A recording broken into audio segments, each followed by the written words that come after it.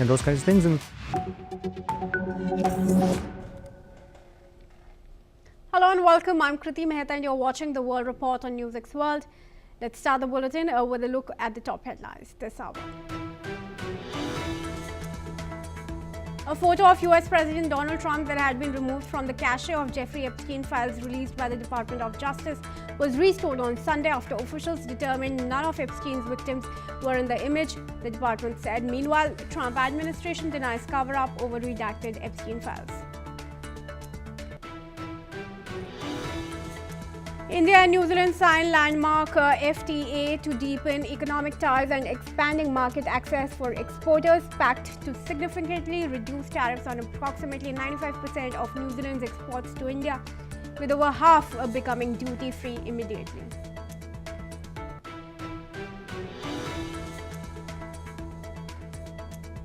US considers punitive measures against Spain a year after the European country refused to allow ships carrying cargo bound for Israel to dock at its ports over the Gaza war. A Ukrainian drone attack damaged 2 vessels, 2 piers, and sparked a fire in the village on the Black Sea coast in Russia's Krasnodar region, as per regional authorities. Australian state premier pushes for stricter gun laws after Bondi mass shooting. State Parliament reconvenes to push through stricter laws. Japan is set to take the final step to restart the world's largest nuclear power plant when the region of Niigata votes on the resumption of operations in a watershed moment for the country's pivot back to nuclear energy nearly 15 years after Fukushima. Southeast Asian foreign ministers meet in Malaysia today, seeking to end border clashes between Thailand and Cambodia that have killed at least 40 people and displaced more than 500,000.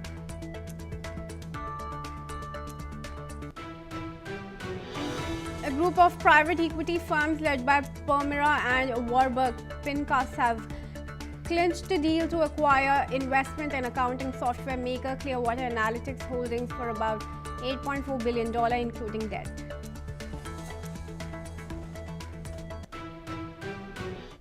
And we have some breaking news now coming in. New Zealand and India have concluded a free trade agreement aimed at strengthening economic ties and expanding market access. The deal comes after nearly a decade since negotiations were last held and will reduce or remove tariffs on about 95% of New Zealand exports to India, with more than half becoming duty-free immediately. Prime Minister Christopher Luxon said the agreement could boost New Zealand exports to India by $1.1 to $1.3 billion per year over the next 2 decades. The pact is expected to support jobs, raise wages, and create more opportunities for workers in New Zealand. Luxon highlighted that the agreement builds on the long-standing strong relationship between the two countries, offering New Zealand business greater access to India's rapidly growing economy. Let's listen in to New Zealand's Prime Minister Christopher Luxon about the deal.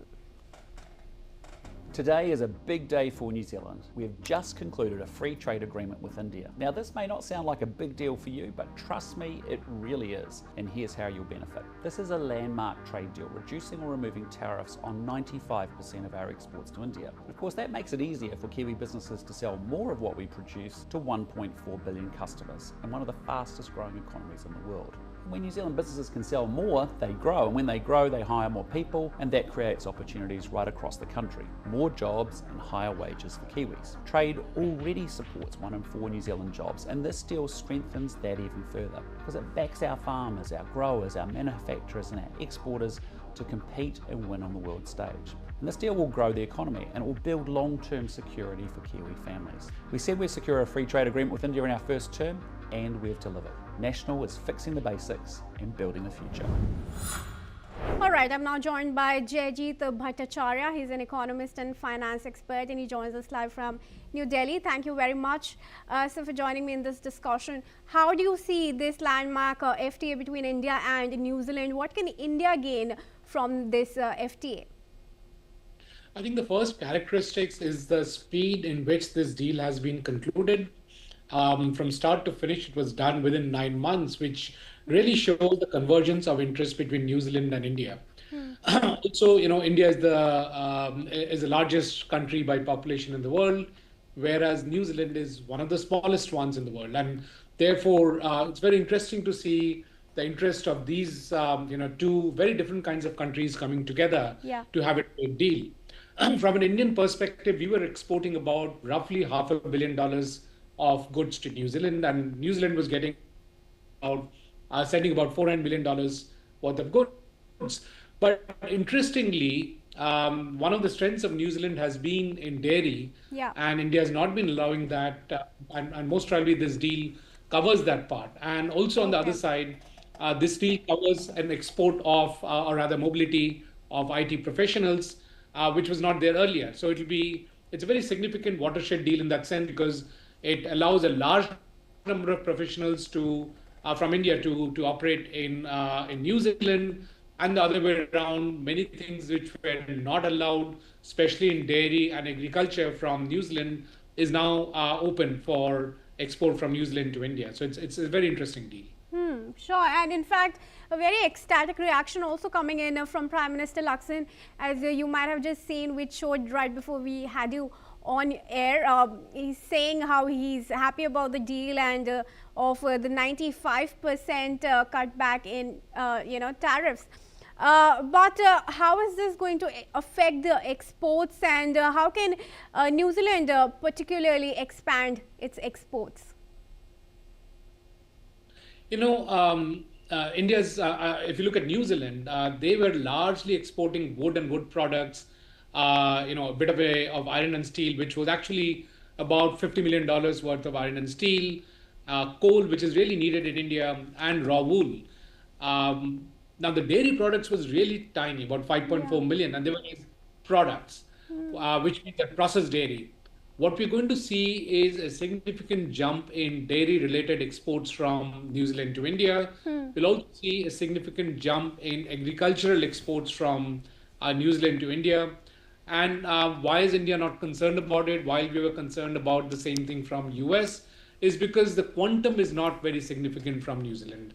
And so we can actually bear it. And there is the exports from dairy and agriculture in from New Zealand do not have a competition in India. So it's not really harming Indian farmers and so on and so forth. So that's really the difference in the structure of the agreement for this particular free trade agreement. So there will be a significant jump from New Zealand perspective. And look at it, New Zealand's GDP is roughly about 250 billion, which is less than one tenth of India's GDP. Yeah.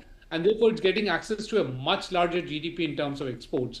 And as you mentioned, 95% of the products do not have any duties. They will just be coming in straight into India. So it's a very good deal for New Zealand, and it will also lead to a lot of investments into New Zealand Yeah. because New Zealand can be used as a stepping stone for manufactured goods to be sent to India as part of the India-New Zealand deal.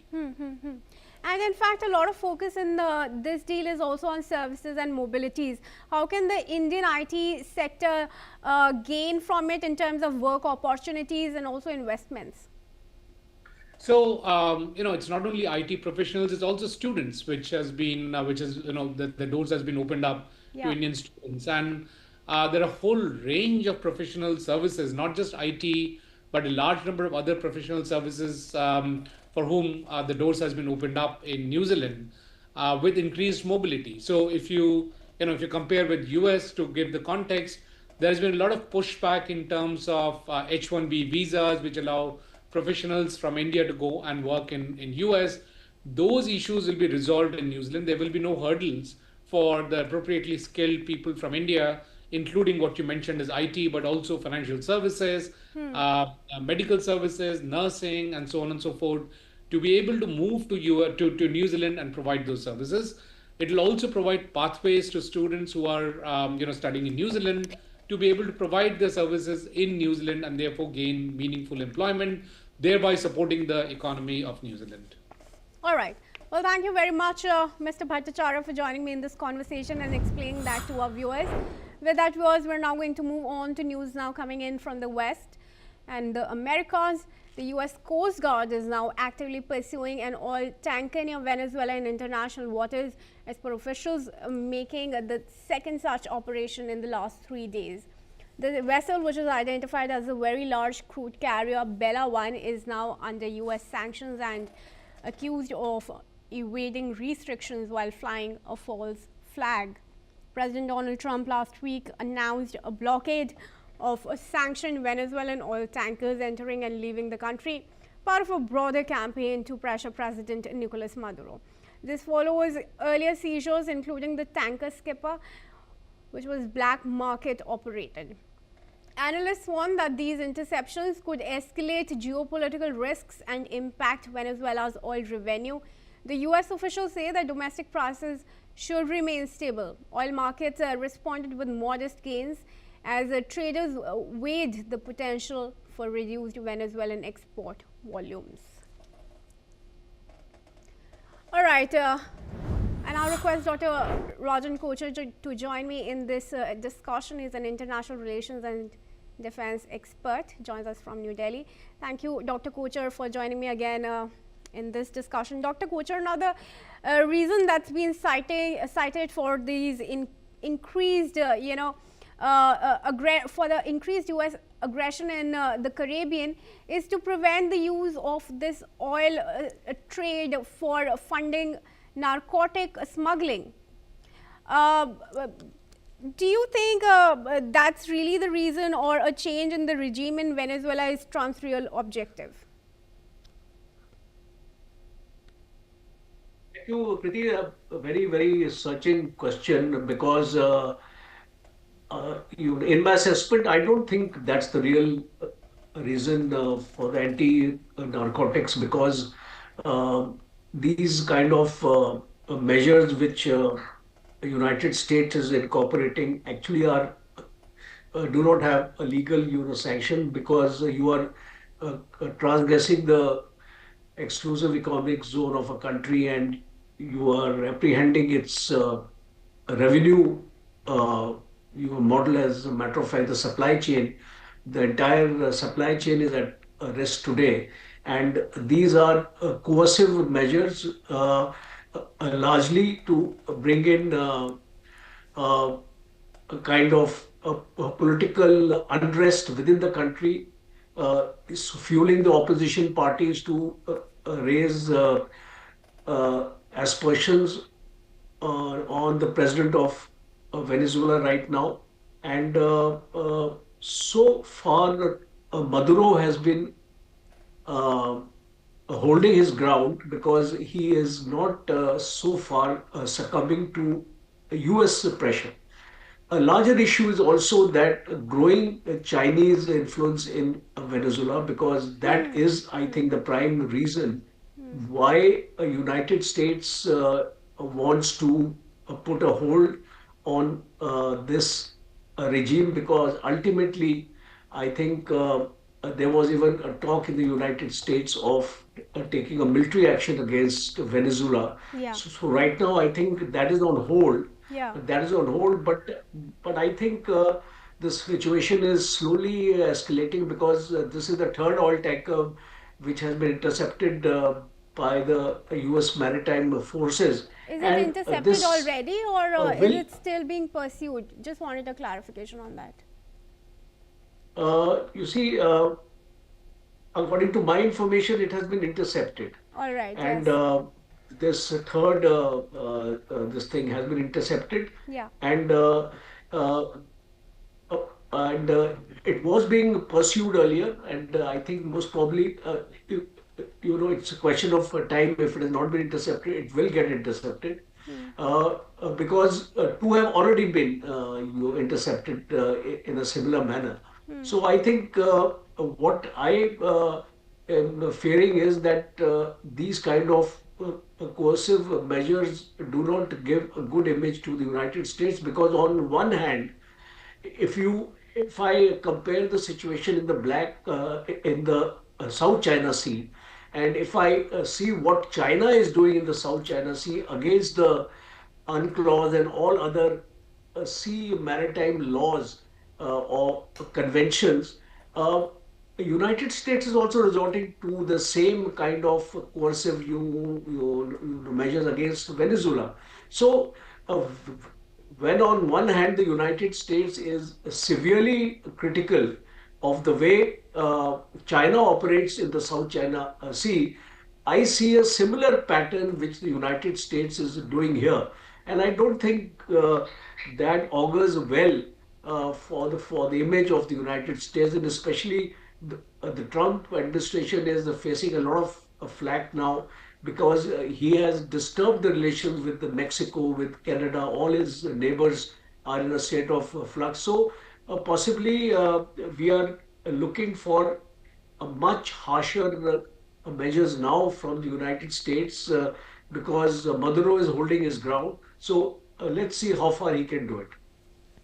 So China, Dr. Kochhar, has already voiced its support for Venezuela amid the US blockade, but it's not yet made any aid pledges. What really is holding back China from, like you said, having its military presence in the area and also for pledging aid?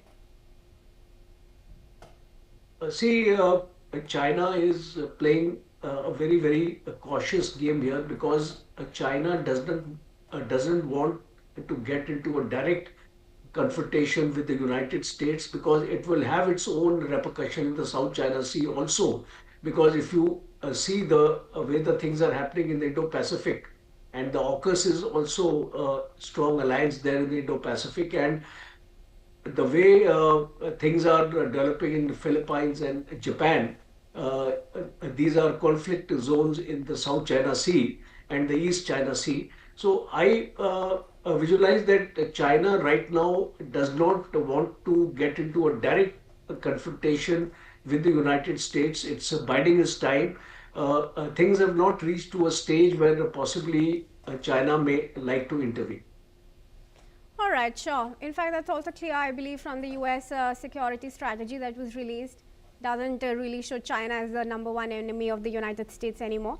But Dr. Kochhar, thank you for giving your perspective. And viewers, we now move on. Now, ASEAN foreign ministers have arrived in Kuala Lumpur seeking to end the deadly border clashes between Thailand and Cambodia that have killed at least 40 people and displaced over 500,000 this month. Ministers aim to revive a short-lived ceasefire brokered earlier this year by Malaysia and US President Donald Trump.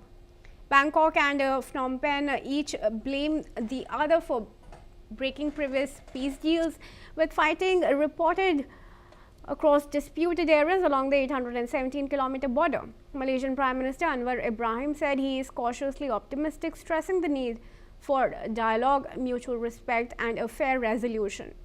ASEAN will review findings from field observations and US provided satellite monitoring to guide discussions toward de-escalation and lasting peace. I now have Satoru Nagao. He's a fellow at the Hudson Institute and joins us from Tokyo.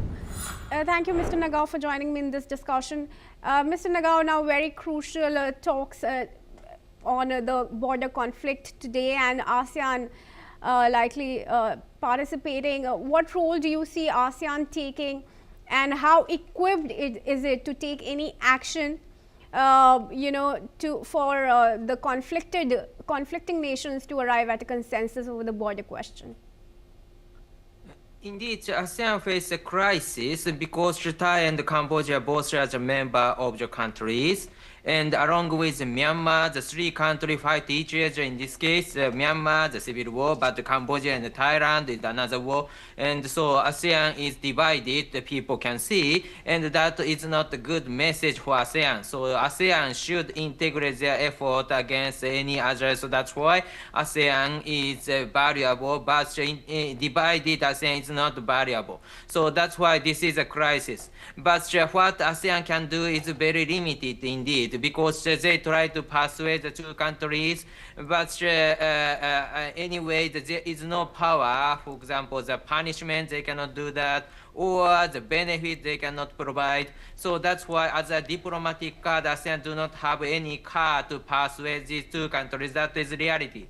when the civil war has happened in Myanmar, the same situation the ASEAN face, and now the ASEAN hasn't shown any presence in to solve the problem in Myanmar, and now the Thai and Cambodia, the same situation ASEAN is facing. But the ASEAN need to integrate their effort. Without this, ASEAN is not valuable. So that's why ASEAN need to do something, and despite they cannot do anything. So that is a very annoying situation ASEAN is facing just now. All right.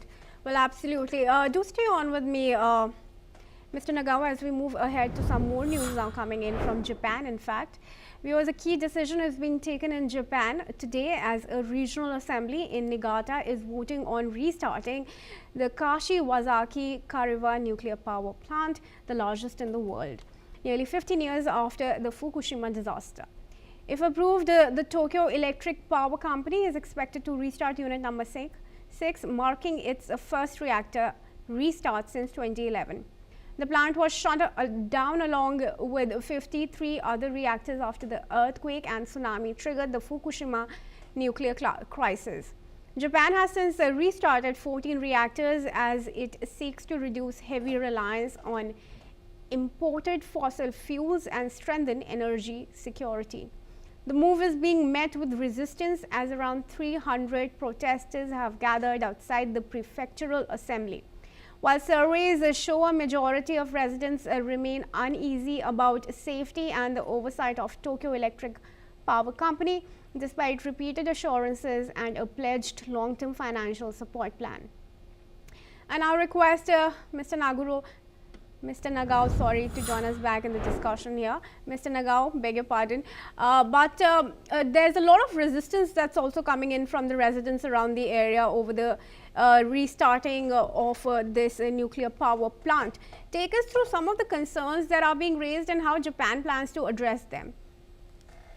Yeah, indeed, what kind of risk they are worrying is the deciding factor.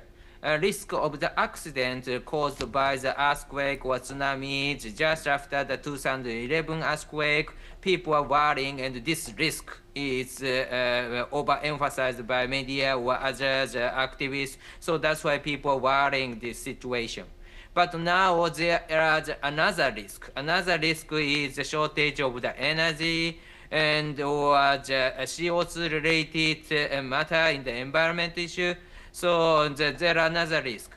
So in 2030, the Japanese government want to share the 20 to 22% of the total energy Japan needs is made by the nuclear power. It's the goal the government set up. But now already the 2025, so only 5 years is time they can spend, and it is impossible to achieve because 20 years is needed if the Japanese government start to remove the restriction and restart all of the nuclear plants. But still, the 20 years is needed to achieve the 20 to 20% of the total energy in Japan is made by nuclear energy. So that is why indeed it is too late to restart the nuclear plant. Japan needs to speed up this plan, but anyway, it's a very difficult situation Japanese government is facing just now. And how is it going to benefit Japan in terms of its increased reliance on fossil fuels and coal and gas? How much is that going to be reduced once this plant is operated? During the U.S. President was Biden, that topic was very popular, and Japan's government plan was set up based on that age. But now the president was changed from Biden to Trump, and dollar is a new policy. So that's why indeed environmental issue is not the main reason to decide the energy policy just now. So there is a high possibility that such kind of the goal, which is 26 or 38% of the total energy in Japan made by the reusable energy or something, the energy for environment.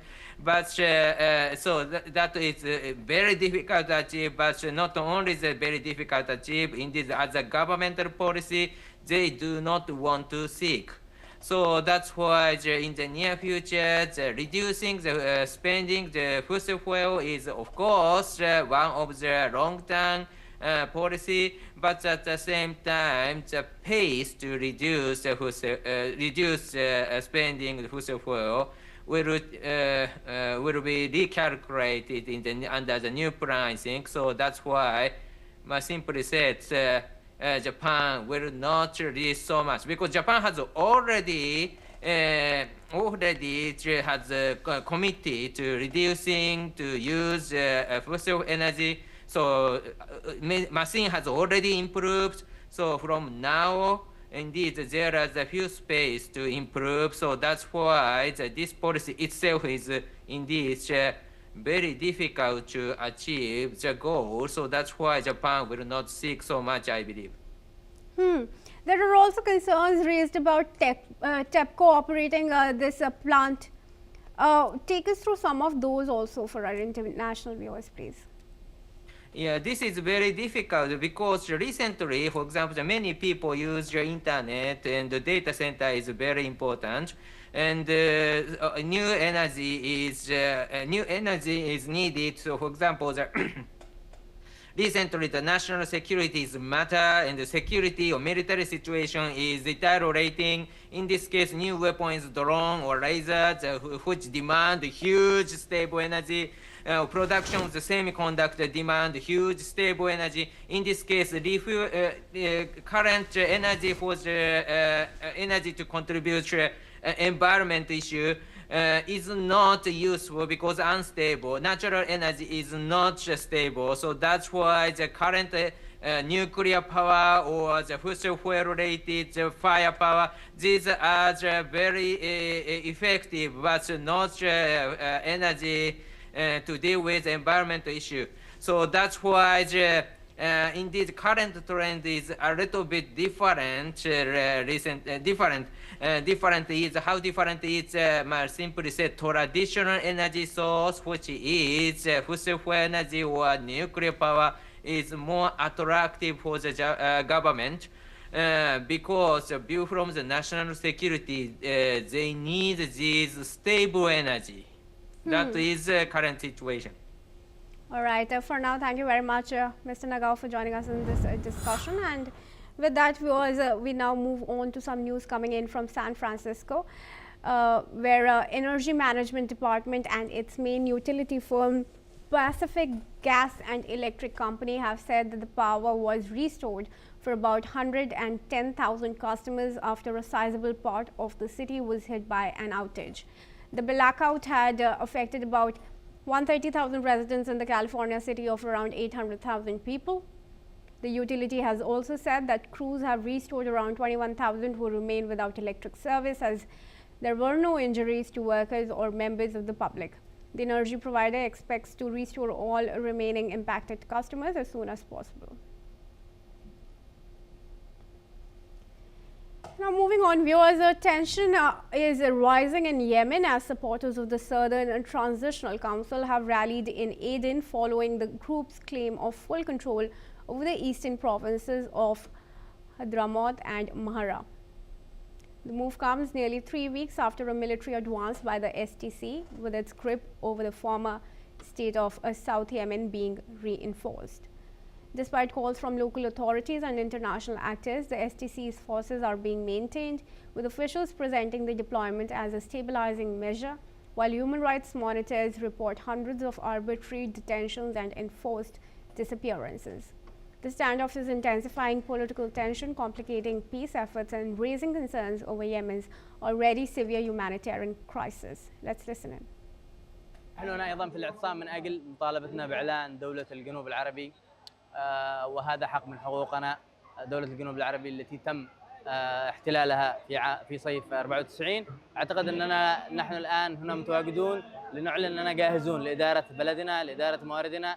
آن الأوان لشعب الجنوب العربي أن ينعم مواطنيه بالعيش الكريم في ظل الثروات التي يتمتع بها دولة الجنوب العربي. نتمنى من الأخ الرئيس أن ينظر إلى مطالب الناس بجدية، وأن يقدم هذه الصورة المتواجدة اليوم في الشارع الجنوبي المجتمع الدولي ومنظمة مجلس الأمن من أجل الاعتراف بهذه الدولة. وإن شاء الله دولتنا قائمة ولا تراجع ولا استسلام عن هذه الدولة.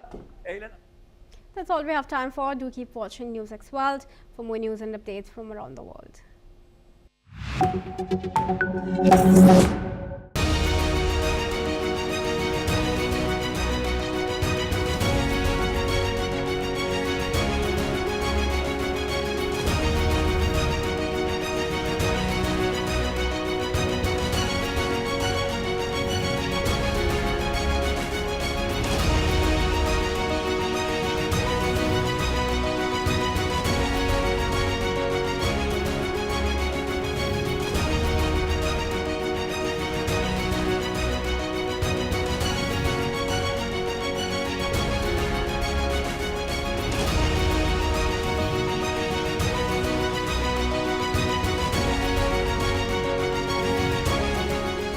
In the midst of death, life persists. In the midst of untruth, truth persists.